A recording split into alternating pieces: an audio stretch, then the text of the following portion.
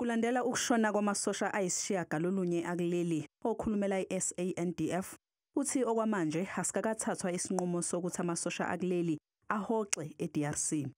We remain steadfast that our troops will be supported in Goma, whatever the situation is, and together with the other compatriots from Tanzania and Malawi. Kunembiko ethi amavukela mbuso eM23 aselidlile idolobha iGoma. Amasosha akuleli aphephile esizindeni sawo eDRC.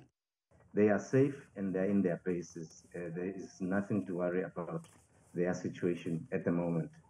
Kuzomenyezelwa kulezi insuku ezizayo ukuthi izidumbu zalamasosha aphangalele zizobuyiselwa nini kulelizwe. In the coming few days, we should be in a position to indicate when the remains will be coming home, but they have to be processed at the place where they fell, so that when they come home, we know that from a medical point of view and other processes to secure the bodies has been done. Inxusa lakuleli enhlanganweni yezizwe ledlulise amazwi enduduzo emndenini yabashonile. Our sincere condolences go out to the families of those peacekeepers who have lost their lives, and we wish a speedy recovery to those injured. Izidumbu zamasosha ashonile zisazoyohlolwa ngaphambi kokuthi zibuyiselwe kulelizwe.